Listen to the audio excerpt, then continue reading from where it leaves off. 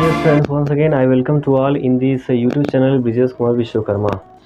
आज का हमारा वीडियो होगा क्लास 11th का फिजिक्स, है ना। क्लास 11th फिजिक्स हम चैप्टर 1 हम आज आपको पढ़ाएंगे, दैट इज़ फिजिकल वर्ल्ड, है ना, जो कि है पहला chapter physical world.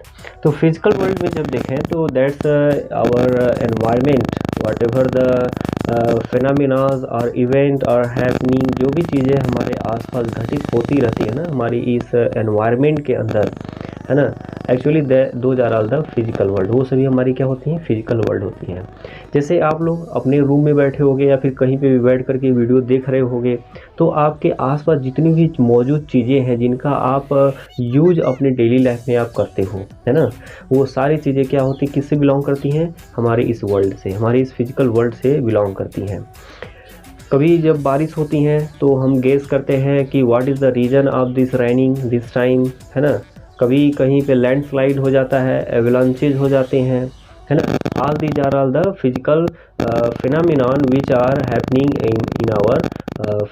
In our what we can say world. हमारी इस दुनिया में जो भी चीज़ें घटित होती रहती हैं, है ना, actually we will study about that. And जो भी चीज़ें ये फिजिकल वर्ल्ड में हम स्टडी करते रहते हैं, उनके रीज़न हम पता करते रहते हैं। What is the exact reason why this happened like this, what is the problem created by what this problem create, है ना। तो ये सारे रीज़न हम फाइंड आउट करने की कोशिश करते रहते हैं। एक्चुअल में this kinds of subject is belongs to the science. ये जो इस तरह के जो भी प्रॉब्लम्स होते हैं, हम रीज़न फाइंड करते हैं, वो एक्चुअल में साइंस से ही बिलोंग करते हैं। तो साइंस जब भी ये हमारे दिमाग में आता है तो किसी भी चीज़ के बारे में, है ना, किसी भी चीज़ के बारे में if we want to understand about that, we want to know about that, first of all we try to understand, we want to know about their core meaning, what is the fundamental meaning of that the word means science का meaning क्या होगा। Actually this science word comes from the Greek words which is scientia means होता है knowledge, to knowledge, है ना। तो कहने मतलब ये हुआ science actually we try to find the knowledge about the world, whatever is happening surrounding our, हमारे आसपास जो भी चीज़ें घटित हो रही हैं उसके बारे में हम पता करते हैं। एक चीज़ इसमें और भी देखते हैं, जितनी भी चीज़ें होती हैं हम इनको एक प्रॉपर वे से हम उनको फाइंड आउट करने की कोशिश करते हैं देयर रीज़न। हम ऐसा नहीं होता है कि कोई भी चीज़ ऐसा हुआ, घटित हुआ और उसको हम रैंडमली इधर उधर से उसके रीज़न को हम फाइंड आउट किए और हम बताने चालू कर दिए, एक्सप्लेन करने चालू कर दिए। That is not a proper way in a science subject. Whatever we tell, whatever we give the our proper way means method, that is a systematic method. वो एक सिस्टमैटिक मेथड में हम वो सभी reason हम बताते हैं, समझाते हैं। Also we give the full explanation in well organised. तो आप कह सकते हो science is a branch of subject in which we deals about the events phenomena which are occurring in our surrounding, है ना। तो एक वेल ऑर्गेनाइज्ड सिस्टमेटिक वे से हम उसको डिफाइन करते हैं। एक्चुअली दैट इज साइंस, वही क्या कहलाता है, हमारा साइंस कहलाता है। तो अब ये सारी चीज़ें तो हम आपको समझा ही दिए कि साइंस क्या होता है। हमारे आसपास जो भी चीज़ें घटित होती रहती हैं एक्चुअल में those are all belongs to the science, वो सभी साइंस से ही बिलोंग करते हैं। क्यों? क्योंकि हम उसके बारे में नॉलेज फाइंड करने की कोशिश करते हैं, ठीक है ना। तो अगर इसके साइंस और ओरिजिन के बारे में और भी हम पता करें तो साइंस इज, अगर हम इसे नोट डाउन करें, science is a systematic understanding of natural phenomena. तो साइंस क्या होता है, एक systematic understanding of natural phenomena ये होता है in detail so that it can be predicted. अब ये बताओ हमारे इस नेचर में जो भी नेचुरल फिनोमिना हो रही हैं उसके बारे में हम अगर समझने की कोशिश करें, जानने की कोशिश करें, क्या उसको हम प्रिडिक्ट नहीं कर सकते हैं? इट मे बी, हो सकता है उसको हम प्रिडिक्ट कर पाएँ, है ना। What can not be controlled, क्या वो कंट्रोल नहीं किया जा सकता है? इफ पॉसिबल, अगर पॉसिबल है तो दैट मे बी, वो भी हो सकता है। एंड इट मॉडिफाइड, उसके बाद तो इसे हम क्या कर सकते हैं, जो भी फिनोमिना हमारे आसपास होती रहती हैं उसको हम प्रिडिक्ट कर पाते हैं, उसको कंट्रोल कर पाते हैं, उसको मॉडिफाई कर पाते हैं, दैट्स ऑल, है ना। दिस इज द सिस्टमेटिक वे। यही क्या होता है, एक सिस्टमेटिक वे होता है। So science involves exploring, experiment and speculating phenomena happening around us. तो जो भी चीज़ें हमारे आसपास घटित होती रहती हैं उसके बारे में स्पेकुलेट करते हैं, थिंकिंग करते हैं, सोचना विचारना ये हमारा काम लग जाता है। एक्सपेरिमेंट करते हैं, है ना, ट्राई टू एक्सप्लोर दैट, उसे हम एक्सप्लोर करने की कोशिश करते रहते हैं। Actually these are of the systematic way. ये सभी क्या होता है, एक सिस्टम होता है इन द साइंस, है ना।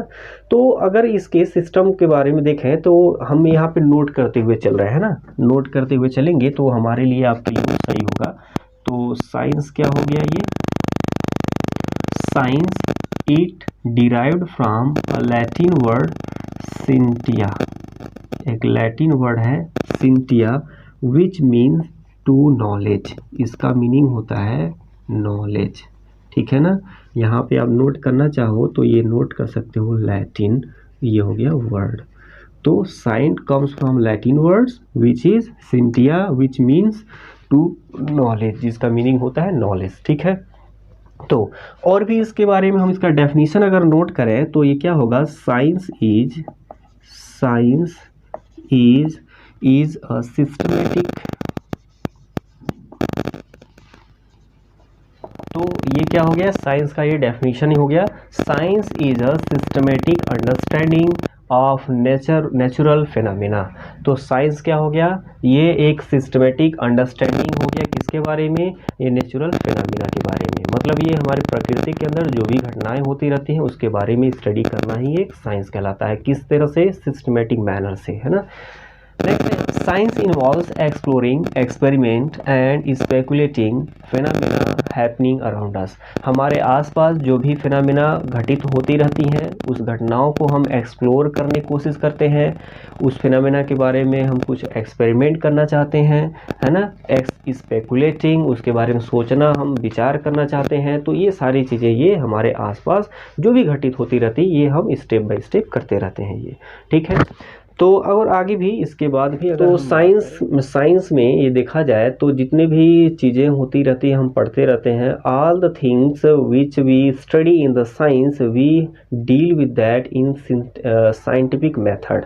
उन सभी को हम एक साइंटिफिक मेथड से हम डील करते हैं। अब जैसे साइंटिफिक मेथड क्या होता है कि it is a way to gain knowledge in a systematic and in the depth way, है ना। हम क्या करते हैं, सिस्टमेटिक और डेप्थ वे में, यानी कि गहराइयों से हम उसे जानने की कोशिश करते हैं। एक सिस्टम के द्वारा उस नॉलेज को हम गेन करना चाहते हैं, दैट इज साइंटिफिक मेथड। वो क्या कहलाता है, साइंटिफिक मेथड कहलाता है।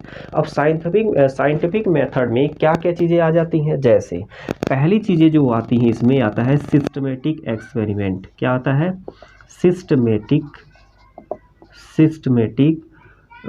एक्सपेरिमेंट नहीं, ये ऑब्जर्वेशन आता है, ये ऑब्जर्वेशन। इसका मीनिंग क्या हुआ, अगर आपके किसी इलाके में बारिश काफ़ी तेज़ हुई है तो आप क्या करोगे, कुछ लोग बात करेंगे कि in that your near areas there is heavenly rain, है ना। यस्टरडे, कल जो है बहुत तेज़ बारिश हुई।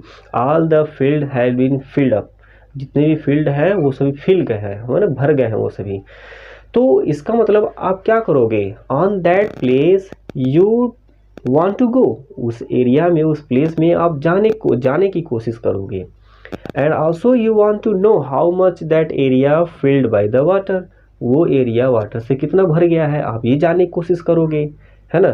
तो एक्चुअल में आप वहाँ पे जा कर के बारिश कितनी हुई है आप ऑब्जर्व करोगे, आप देखोगे आप कितनी बारिश हुई है। एक्चुअल में वो ऑब्जर्वेशन हो गया। सेम एज ऐसे ही साइंस में है। साइंस में जो भी हमें एक्सपेरिमेंट करना होगा, जो भी प्रैक्टिकल हमें करना होता है, हम क्या करते हैं, ऑब्जर्व करते हैं। First of all we observe in which way, in systematic way, है ना। सिस्टमेटिक वे से हम उन सबको ऑब्जर्व करते हैं, ठीक है। तो ये कुछ हो गए यहाँ पे, ये सिस्टमेटिक ऑब्जर्वेशन ये हो गया। नेक्स्ट है इसमें कंट्रोल्ड एक्सपेरिमेंट। क्या है, कंट्रोल्ड, हाँ ये ज़्यादा जो है इम्पॉर्टेंट है, कंट्रोल्ड एक्सपेरिमेंट। ये क्या होता है, कंट्रोल्ड एक्सपेरिमेंट। कंट्रोल एक्सपेरिमेंट का मतलब कि जैसे आपके पास में बुक होगा, मेरे हाथ में भी बुक है, तभी तो हम पढ़ा पा रहे हैं आपको। तो जितनी भी नॉलेज है, जो भी हमारे आसपास चीज़ें घटित हुई हैं, उन नॉलेज को हम बुक में, कॉपी में हम नोट कर लेते हैं, तो वो सारी चीज़ें क्या हो गई, कंट्रोल्ड हो गई, वो क्या हो गई, वो कंट्रोल्ड हो गई। अब उसके आधार पे जो भी एक्सपेरिमेंट करना होगा तो वो कंट्रोल्ड एक्सपेरिमेंट हो जाएगा ये, है ना।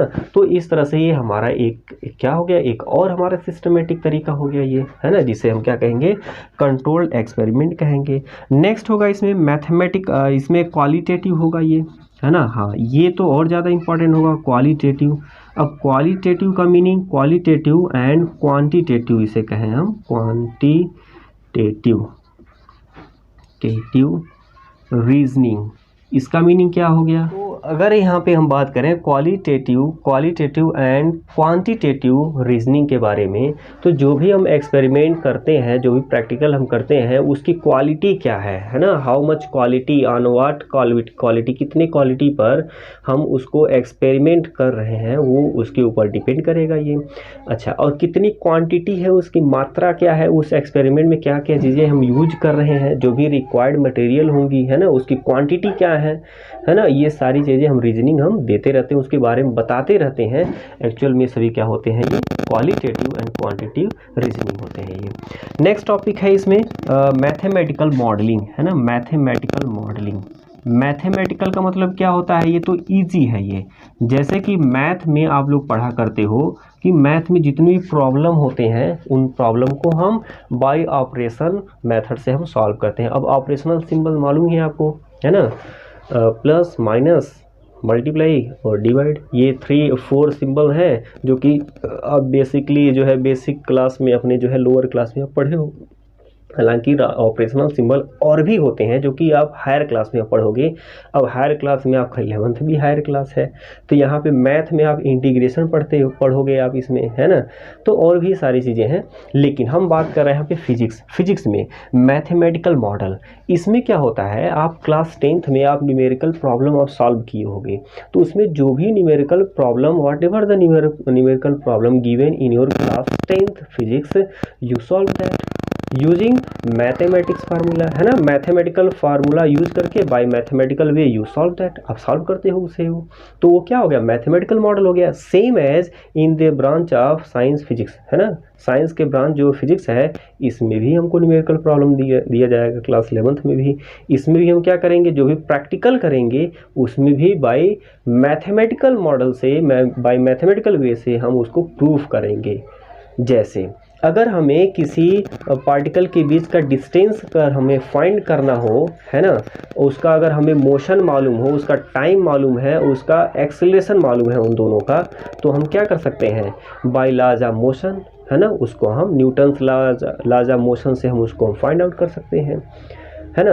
तो what is the weight of an object, एक ऑब्जेक्ट का वेट क्या होगा, the object which is freely falling, जो कि फ्रीली फॉल हो रहा है, what is the weight, what will the weight of the. सबसे पहले हमको ग्रेविटेशनल फोर्स, ये तो कांस्टेंट है, यूनिवर्सल कांस्टेंट है, ये मालूम होना चाहिए, हाइट हमको मालूम होना चाहिए, और मास ऑफ दैट ऑब्जेक्ट हमको मालूम होना चाहिए। तो इसका मतलब हम क्या कर लेंगे, तो वेट हमें निकल जाएगा ये, है ना। तो ये कुछ कंडीशन होते हैं जो कि इसमें मैथमेटिकल मॉडल में हमें ये सारी चीज़ें टर्म एंड कंडीशन होते हैं, टर्मोलॉजी होते हैं, इसे हमें समझने की कोशिश करनी चाहिए सारी चीज़ें, है ना। तो यही सारी चीज़ें क्या होती हैं, सिस्टमेटिक यानी कि साइंटिफिक आप मेथड आप कह सकते हो, यही है, नहीं है और भी आगे है यहाँ पे। जैसे कि प्रिडिक्शन, जगह नहीं है यहाँ पे, नोट कर दे रहे हैं, इसे इरेज कर दे रहे हैं। तो नेक्स्ट है यहाँ पे prediction and verification and falsification. मतलब ये हुआ कि जो भी हम whatever the practical we are doing that is good और नॉट, मतलब कि जो उसका रिजल्ट है वो ट्रू है कि फॉल्स है, हम उसको यहाँ पे प्रिडिक्ट करते हैं। प्रिडिक्ट करने के बाद हम बताते हैं, वेरीफाई करते हैं कि whatever the practical we are doing that is verified और नॉट, वो वेरीफाई है कि नहीं है। क्योंकि आप खुद सोच लो, क्या जितने भी एक्सपेरिमेंट किया जाता है, जो भी प्रैक्टिकल किया जाता है, क्या वो एक्यूरेटली उसका रिजल्ट आ ही जाता है क्या?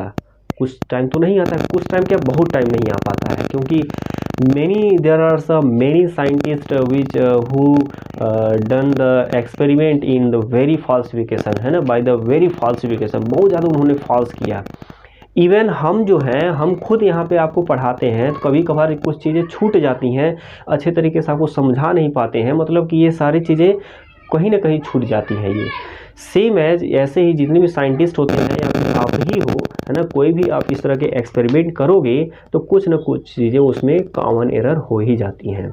न्यूटन का देख लो, है ना, सबसे अच्छा एग्जाम्पल थॉमस अल्वा एडिसन का देख लो, कितनी हजारों एक्सपेरिमेंट उन्होंने किया था बल्ब के एक एक्सपेरिमेंट के लिए, डिस्कवर करने के लिए। अब उन्होंने जब बल्ब का डिस्कवर किया तो उसमें कई सारी कहानियाँ बन चुकी हैं। वो अभी जितनी भी कहानियाँ बनी हैं वो जो भी फेलियर है उनकी, है ना, उनके फेलियर के ऊपर ये कहानियाँ बनी हुई हैं। तो इसमें तो त्रुटियां होती रहती हैं, इसमें कोई बहुत बड़ा इशू नहीं है। जब थॉमस अल्वा एडिसन जैसे साइंटिस्ट जो है हजारों गलतियां कर सकते हैं तो हम क्या चीज़ है ना, तो हम भी कर सकते हैं। तो इसमें कोई बड़ी मतलब कि बहुत बड़ा इशू नहीं है इसमें, ठीक है। लेकिन इतना भी नहीं कि मतलब हम कह रहे हैं तो फिर आप फाल्सिफिकेशन हर जगह पे करिए और खुश हो जाइए, है ना, ऐसी कोई बात नहीं है। We have to learn from that failure, है ना, उस फेलियर से हमको है ना, ये सारी चीज़ें हमको समझ करके चलना है। नेक्स्ट है आपका इसमें स्पेकुलेशन, है ना। स्पेकुलेशन का मतलब कि जो भी प्रैक्टिकल हमने कर लिया है, जो भी एक्सपेरिमेंट हमने कर लिया है, क्या उसके बारे में हमारी राय क्या है ना। स्पेकुलेशन क्या हमारी राय है उसके बारे में ये सारी चीज़ें समझना, ये स्पेकुलेशन कहलाता है। या फिर आप इसे प्रेडिक्शन भी कह सकते हो। स्पेकुलेशन और प्रेडिक्शन मतलब कि इसके बारे में सोचना विचारना कि जो भी हमने एक्सपेरिमेंट किया है क्या हमारी क्या राय है उसके बारे में। साइंटिस्ट ने तो अपना राय दे ही दिया है बाय एक्सपेरिमेंट, है ना, एक्सपेरिमेंट थ्योरी से उन्होंने अपना राय तो दे ही दिया है। अब हम जो एक्सपेरिमेंट करेंगे हमारी क्या राय है, हमारी थिंकिंग क्या है ना, तो उसके बारे में सारी चीज़ें करना है। तो अब आप देख सकते हो यहाँ पे टोटल कितने मेथड हो गए, 4 यहाँ 2 यहाँ 6, टोटल ये 6 साइंटिफिक मेथड होते हैं।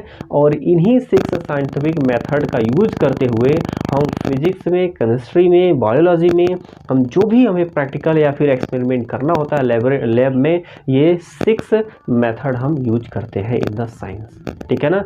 That's why this is important for all branch of the science.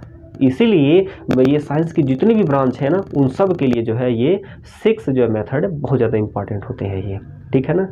तो नेक्स्ट है इसी के क्रम में और भी हम आगे डिस्कस।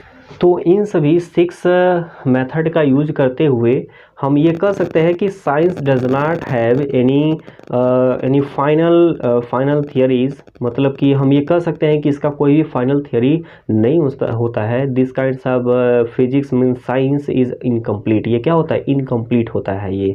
द इम्प्रूव्ड ऑब्जर्वेशन, इनकी जो भी ऑब्जर्वेशन होती हैं accurate takes help improving the knowledge, जो भी हमारी नॉलेज होती हैं उनको जो है इम्प्रूव करने के लिए, जो भी हमारे एक्सपेरिमेंट होती हैं, ऑब्जर्वेशन होती है, हमारे नॉलेज को गेन करने के लिए, बढ़ाने के लिए, है ना, ये थोड़ी बहुत हमारे लिए हेल्पफुल ये हो जाती हैं ये। जैसे कि जॉन्स केपलर है, आई होप आप उनके बारे में सुने होंगे। जॉन्स केपलर जो है वो मोशन ऑफ द, मतलब कि आप कह सकते हो प्लैनेटरी मोशन के बारे में उन्होंने थ्योरी दिया था। लेकिन उनके पहले भी एक साइंटिस्ट थे जिसे टाइको ब्रा नाम दिया गया था, टाइको ब्रा नाम था उनका, दिया नहीं गया था, नाम ही था उनका टाइको ब्रा ने भी जो है इस कुछ प्लानिटरी सिस्टम के बारे में, प्लानिटरी मोशन के बारे में उन्होंने भी अपनी थ्योरी दिया था। लेकिन उनकी थ्योरी जो है उतनी ज़्यादा मतलब कि फेमस नहीं हुई। फेमस क्या, उतनी ज़्यादा मतलब लॉजिक उसमें नहीं था, इस वजह से जब बहुत ज़्यादा उसमें नहीं पढ़ाया जाता है। लेकिन टाइको ब्रा को ही, उनके ही थ्योरी को पढ़ करके जॉन्स केपलर ने अपनी एक नई थ्योरी दी। उन्होंने एक नई लॉजिकल वे से उन्होंने समझाया और वो जो केपलर थ्योरी है बहुत ज़्यादा जाकर फेमस हो गया। That's why we study in the physics Kepler theory के बारे में पढ़ते रहते हैं। और केपलर थ्योरी एक्चुअल में क्या है, वो प्लानिटरी मोशन के ऊपर ही है।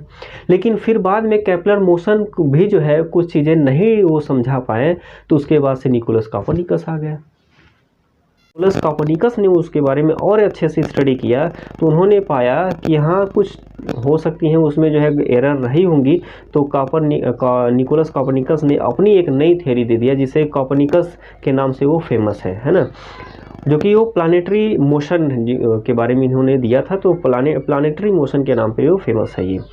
तो उन्होंने ये दिया था कि जितने भी प्लैनेट्स होते हैं वो सन के अराउंड में वो चक्कर लगाते हैं, इट्स रिवॉल्व्स अराउंड द सन। जितने भी प्लैनेट होते हैं सन के चारों तरफ चक्कर लगाते रहते हैं।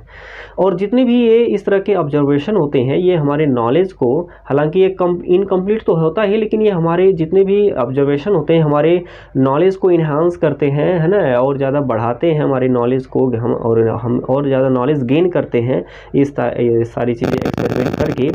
और नेक्स्ट है इसमें क्वांटम मैकेनिक्स है। इसमें quantum mechanics was developed to deal with the atomic and nuclear phenomena. जितने भी एटॉमिक और न्यूक्लियर फिनोमेना होती हैं हम इस क्वांटम मैकेनिक्स में हम स्टडी करते हैं। वर्क ऑफ अर्न्स्ट रदरफोर्ड, है ना, जो कि आप अर्न्स्ट रदरफोर्ड के बारे में आप जरूर नाम सुने होंगे, नहीं सुने हो तो सुन लो। तो अर्न्स्ट रदरफोर्ड ने क्या किया था, nuclear model of atom became basis of the quantum theory given by the Niels Bohr's. Niels Bohr ने जो क्वांटम थियरी दिया था तो इन्होंने क्या किया, अर्न्स्ट रदरफोर्ड ने, और उसको अच्छे से समझाया, क्योंकि नील्स बोर ने भी जो भी थियरी दिया था उसके अंदर भी कुछ ड्रॉबैक थे जिसकी वजह से नील बोर भी जो फेल हो गए थे जो क्वांटम थियरी दिया था। लेकिन बाद में जब ये अर्न्स्ट रदरफोर्ड आए, इन्होंने और अच्छे तरीके से क्वांटम थियरी के बारे में इन्होंने समझाया। तो इसके एंटी पार्टिकल जो है थियरीज आप पॉल डिरैक कह सकते हो, है ना, जो पॉल डिरैक थे इनके anti particle led to the discovery of anti electron. मतलब क्या हुआ, ये जो इनके एंटी पार्टिकल हैं, इन्होंने जो ये डिरैक है, पॉल डिरैक है ना, इन्होंने एक एंटी इलेक्ट्रॉन इन्होंने डिस्कवर किया जिसे इन्होंने पॉजिट्रॉन नाम दिया, ये है ना, जो कि ये बाय कार्ल एंडरसन, यानी कि मतलब जितने भी साइंटिस्ट हैं वो जो भी थ्योरीज दे रहे हैं वो खुद जो है आप कह सकते हो कि जीरो से स्टार्ट नहीं कर रहे हैं। जो पहले के साइंटिस्ट हैं उनके थ्योरीज को स्टडी कर रहे हैं और अपनी थ्योरीज दे रहे हैं ये, और अपने हीरो बन रहे हैं। जबकि आपको तो मालूम होना चाहिए कि थ्योरी पहले दिया कौन और बाद में इन्होंने और अच्छे तरीके से समझाया। अगर यही केस अगर उल्टा होता, जो मॉडर्न साइंटिस्ट हैं अगर ये पहले रहे होते और पुराने वाले अब रहे होते तो फिर भी वही लॉजिक रहता वो, है ना।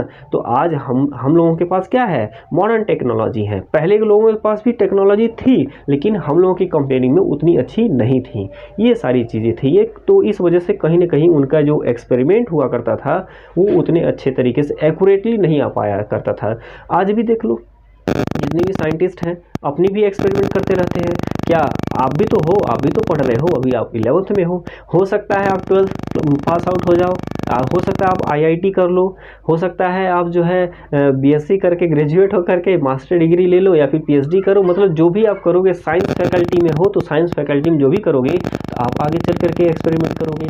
हो सकता है कि आज के साइंटिस्ट जो एक्सपेरिमेंट दिए हैं आप उसी चीज़ को आप भी स्टडी कर रहे हो, आप उसको स्टडी करके आप और अच्छे से समझा दिए लो। अब आज के जो साइंटिस्ट हैं आपके आगे फेल हो गए वो। मतलब कि इसी तरह से हम कह सकते हैं in the same way science is not complete. Science जो है अभी तक जो है हमको मतलब इसका फाइनल रिजल्ट हम देने तो दे ही सकते हैं लेकिन ये कह नहीं सकते हैं कब तक ये रहेगा, ये है ना। मे भी हो सकता है आज हम वैल्यू दें, हो सकता है कल कोई और उससे डिराइव कर दिया, हमसे कुछ अच्छा लॉजिक दे गया, उससे और अच्छे से समझा दिया, ये है ना। तो ये सारी चीज़ें होती रहती हैं। तो ये अब हम डिस्कस करेंगे नेचुरल साइंस, है ना। नेचुरल साइंस क्या होता है ये, तो नेचुरल साइंस के बारे में डिस्कस कर लेते हैं। नेचुरल, तो ये है नेचुरल साइंस, ठीक है ना। Here is the natural science what which we have to now study about this। अब इसके बारे में हमें स्टडी कर रहे हैं and also we have to try to understand about this। सो अगर हम बात करें नेचुरल साइंस के, it is a branch of science concern with the description, prediction and understanding. मतलब कि इसमें क्या क्या चीज़ें होती हैं, डिस्क्रिप्शन मतलब कि जो भी हमको प्रैक्टिकल करना होता है या फिर जो भी फेनामिना हमें स्टडी करना होता है उसको सबसे पहले उसकी डिस्क्रिप्शन, उसके वर्णन मतलब करते हैं, हम समझने की कोशिश करते हैं। Then after that we predict that, तब उसको हम प्रिडिक्ट करते हैं। And after that means you can say after describe that, after prediction that, then we want to understand about that। और हम चाहते हैं कि उसके बारे में हम समझें और क्या क्या चीज़ें हो रही हैं एक्चुअल में ऑफ द नेचुरल फिनोमेना, जो भी हमारी आसपास जो भी प्राकृतिक घटनाएं घट रही हैं। तो सबसे पहले उसको हम डिस्क्राइब ही तो करते हैं, डिस्क्राइब करेंगे, उसके बारे में प्रेडिक्ट करेंगे, प्रेडिक्ट करने के बाद तब ना हम उसको समझ पाते हैं कि पहले ही समझने के, यानी कि समझने से पहले भी क्या किया जाएगा, समझने से पहले से भी तो कुछ चीज़ें प्रोसेस होती हैं तभी तो हमको समझ में आती है वो सारी चीज़ें। बेस्ड ऑन द ऑब्जर्वेशनल, वो चीज़ें किसके ऊपर बेस्ड होती है, ऑब्जर्वेशनल एंड एम्पिरिकल एविडेंस के ऊपर होती हैं, है ना। It consist of following discipline, इसके कुछ डिसिप्लिन है जैसे नेचुरल साइंस के भी, जैसे कि यहाँ पे पहला ही आपका ये सब्जेक्ट है आपका फिजिक्स, है ना। ये फिजिक्स क्या है, नेचुरल साइंस का ही एक पार्ट है। नेक्स्ट है आपका केमिस्ट्री, केमिस्ट्री भी क्या है, ये भी एक केमिस्ट्री भी आपका एक क्या है, ये नेचुरल साइंस का ही पार्ट है। नेक्स्ट है बायोलॉजी, है ना, लॉजी, बायोलॉजी भी क्या है, एक नेचुरल साइंस का ही पार्ट है। मतलब कि ये थ्री जो सब्जेक्ट है, ये पार्ट है, हम कह सकते हैं पार्ट यहाँ पे बोले, बाद में चल करके यही एक सब्जेक्ट बन जाता है ना। तो ये नेचुरल साइंस ही में ये इंक्लूड होता है, ये समझ आ गया ना। ये जैसे क्लास 8 में जब आप थे, 7th 8 में थे, तो आपको साइंस केवल एक ही लैंग्वेज सब्जेक्ट नाम बोला जाता था साइंस। वहाँ पे आपको ना तो फिजिक्स बोला जाता था, ना तो केमिस्ट्री, ना ही आपको बायोलॉजी। जैसे ही आप 9th 10th में एडमिशन लिए, उसके बाद से यही साइंस 3 पार्ट में हो गया, 3 पार्ट में हो गया। एक्चुअल में तीनों क्या है, साइंस ही तो है, और साइंस में भी एक 3 पार्ट हो गए। अब आप लोग क्या कर रहे हो, सब्जेक्ट बोल रहे हो कि सर आज हम फिजिक्स पढ़ेंगे, सर सेकंड पीरियड में हम कौन सा सब्जेक्ट पढ़ेंगे, केमिस्ट्री पढ़ेंगे, थर्ड पीरियड में बायो पढ़ेंगे। तो अब इस सब्जेक्ट का नाम आ गया ये। फिर बाद में चल करके भी इसके भी कई सारे इसके भी पार्ट हो जाते हैं इसके भी, लेकिन हमारा टॉपिक है फिजिक्स। अब ये जो दो टॉपिक है आपको स्टडी करना है, केमिस्ट्री के सर पढ़ाएंगे, आपको बायोलॉजी वाले सर पढ़ाएंगे, ठीक है ना। तो ये फिजिक्स के बारे में हमको स्टडी करना है। तो फिजिक्स का सबसे एक चीज़ सबसे हमें सबसे ज़्यादा ध्यान देने वाली बात ये होती है एक चीज़, कि किसी भी चीज़ के बारे में अगर हम समझने की कोशिश करें ना, first of all we should know about the fundamental meaning, core meaning of that word. उस वर्ड का जो कोर मीनिंग क्या होगा, वो क्या होगा, हमको वो जानने की कोशिश करनी चाहिए। तो जो फिजिक्स है ना, एक ग्रीक वर्ड है जिसे हम कहते हैं कि फुसिस, है ना, फुसिस। यहाँ पे हम नोट डाउन कर दे रहे हैं, ये फुसिस ग्रीक वर्ड है, फुसिस। और इसी वर्ड से ही ये फुसिस, ये फिजिक्स लिया गया है। और इस फुसिस का मीनिंग होता है नेचर, है ना। फुसिस का मीनिंग क्या होता है, नेचर। मतलब ये हुआ, this is the branch of science, physics is the branch of science about nature we study. हम नेचर के बारे में हम स्टडी करते हैं, है ना। तो ये हो जाता है, ये फिजिक्स हो जाता है। तो और भी फिजिक्स के बारे में अगर हम डिस्कस करें तो physics is a study of basic laws of nature and their manifestation in different natural phenomena. जो भी हमारे आसपास प्राकृतिक घटनाएं घटित होती रहती हैं, है ना, उसके लॉज ऑफ मोशन के बारे में, नेचर के बारे में, प्रकृति के नियम क्या हैं, वो सारी चीज़ें हम पढ़ते रहते हैं, ये सारी चीज़ें।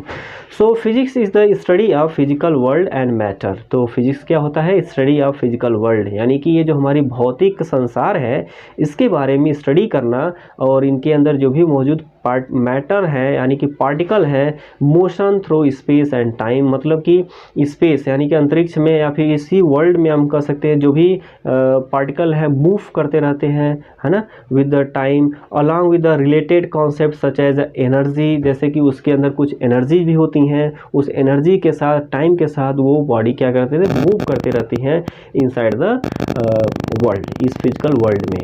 Actually these are all the study under the branch of the science which is physics, जो कि क्या है, फिजिक्स है। Word physics is derived from Greek word, ये जो ग्रीक वर्ड है फुसिस, इससे डिराइव है। और इस फुसिस का मीनिंग क्या होता है, नेचर होता है। अब इस फिजिक्स के यहाँ पे अगर हम प्रिंसिपल की बात करें, we talk about the principle, it having the 2 principle, major principle. इसके 2 जो प्रिंसिपल होते हैं ना, सिद्धांत होते हैं। पहला होता है यूनिफिकेशन। पहला क्या होता है, यूनिफिकेशन, ठीक है ना, यूनिफिकेशन। अब ये यूनिफिकेशन क्या होता है, अभी समझेंगे इसे। सेकंड होता है इसमें रिडक्शन, है ना, सेकंड होता है इसमें रिडक्शन। अब रिडक्शन क्या होता है, इसके बारे में बात करेंगे। तो सबसे पहले यूनिफिकेशन मीनिंग क्या होता है। किसी भी चीज़ को जब भी हम स्टडी करते हैं इन आवर नेचुरल फिनोमेना, जैसे कि हमारे यहाँ कोई भी नेचुरल फिनोमेना होती रहती हैं, उसके बारे में अगर हम स्टडी करते रहते हैं, this approach consider all of the world's phenomena as a collection of universal laws. मतलब ये हो गया है कि जितने भी हम इस यूनिवर्स में जो भी हम कन्वर्स मतलब कि जो भी हम अप्रोच कंसीडर करते हैं, लगभग चीज़ें मानते रहते हैं कि जो भी लॉज हैं, जो भी हमारे संसार में जो भी घटनाएं हो रही हैं, वो यूनिवर्सल लॉज हैं कि नहीं है, वो हम ये सारी चीज़ें देखते रहते हैं।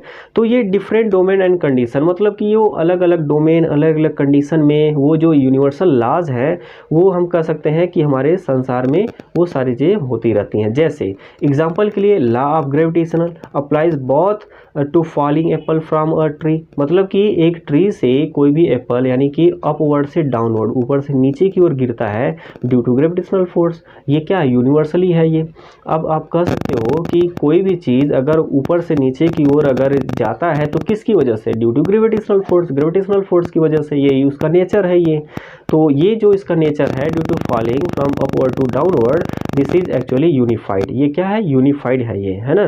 तो ये treat as the motion of the planet and around the sun, जैसा कि सन के चारों ओर जो है प्लानिट का चक्कर लगाना, ये यूनिवर्सल है ये। मतलब कि ये क्या चीज़ें है ये, आप कह सकते हो जहाँ भी देखो, अगर आप इंडिया में बैठे हो तब भी जो अर्थ ही है यानी कि अर्थ ही प्लानिट है, वो भी जो है क्या चीज़ें होंगी, वो भी सन के चारों तरफ वो चक्कर लगाएंगी, है ना। तो जितनी भी प्लानिट होती हैं वो सन के चारों ओर चक्कर लगाती रहती हैं। And electromagnetism laws given all electric and magnetic phenomena also these are all the unified, ये सभी चीज़ें क्या होती है, यूनिफाइड होती रहती हैं। तो ये यूनिफिकेशन हो गया। नेक्स्ट है रिडक्शन। नेक्स्ट क्या है, हाँ रिडक्शन। तो रिडक्शन का मीनिंग क्या होता है, this approach to derive property, हम क्या करते रहते हैं, कुछ प्रॉपर्टी डिराइव करते रहते हैं, फाइंड आउट करने की कोशिश करते रहते हैं from the properties and interaction of its constituent particle. अब उसके जो पार्टिकल होते हैं उसके बारे में हम स्टडी करते रहते हैं, यानी कि उसके जो मोशन होते हैं, एनर्जी होते हैं, उसके बारे में स्टडी करते रहते हैं। Example temperature studied under thermodynamics is also related to average kinetic energy molecule in system, मतलब कि एक किसी भी सिस्टम के अंदर जो भी उसके काइनेटिक एनर्जी होते हैं, है ना, जो भी मॉलिक्यूल्स के काइनेटिक एनर्जी होते रहते हैं अंडर थर्मोडाइनमिक्स भी स्टडी, हम उनको थर्मोडाइनमिक्स में हम स्टडी करते रहते हैं। तो अब आप देख सकते हो इस साइंस के कितने सारे ब्रांच निकल के आ रहे हैं। अभी हमने यहाँ पे स्टडी किया है ग्रेविटेशनल फोर्स के बारे में, इसका मतलब ये ग्रेविटेशनल फोर्स जो हम स्टडी करते हैं actually that is a part of mechanics, वो तो मैकेनिक्स का पार्ट है।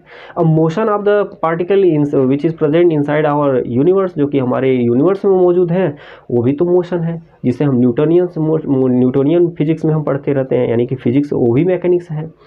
इलेक्ट्रोमैग्नेटिज्म के बारे में, यानी कि इलेक्ट्रिसिटी एंड मैग्नेटिज्म के बारे में स्टडी करना, यानी कि इलेक्ट्रोमैग्नेटिज्म जिसे कहते हैं ये, है ना। थर्मोडाइनमिक्स है ये, temperature and the kinetic energy of the particle, ये सारी चीज़ें हम स्टडी करते रहते हैं, ये थर्मोडाइनमिक्स में आ जाते हैं ये। अब आप देख सकते हो इसके कितने सारे ये ब्रांचेस धीरे धीरे ब्रॉड होते जा रहे हैं। इसका मतलब ये हुआ, तो सबसे पहले क्या हुआ, फिजिक्स के कुछ नहीं था, है ना, फिजिक्स और साइंस पहले कुछ नहीं था। धीरे धीरे फिलोसोफर पहले आए, फिलोसोफर ने उन सारी चीज़ों के बारे में स्टडी किया, फिलोसॉफी, है ना। उसके बाद फिर साइंस आया, जो भी हमारी नेचर में जो भी घटनाएं होती रहती हैं तो वो साइंस सिस्टमेटिक मेथड से उसका नाम दिया गया, जिसे साइंस नाम दिया गया। जो साइंस वर्ड है ग्रीक से लिया गया, जिसका मीनिंग होता है सिंटिया, सिंटिया का मीनिंग होता है नॉलेज। तो ये सारी चीज़ें कहीं ना कहीं एक दूसरे से इंटर रिलेट करके धीरे धीरे इस चीज़ को आगे की ओर बढ़ाया गया। और आज अगर हम पढ़ते हैं तो इसके कई सारे ब्रांच हमको मिलते हैं, there are lots of the scope of the physics, है ना। अब इसके मेन जो इसके माने जाते हैं वो बेसिक जो है अब फिजिक्स के, वो क्लासिकल मैकेनिक्स, क्लासिकल फिजिक्स और मॉडर्न फिजिक्स माने जाते हैं। तो अब इसके बारे में हम डिस्कस करेंगे, तो वेट कीजिए for the next video. You understood, आपको समझ में आ गया होगा। अगर नहीं भी आया होगा तो please comment in the box कि सर हमको यहाँ पे प्रॉब्लम हुई है, as possible as I will try to resolve your problem, ठीक है ना। Okay, good bye.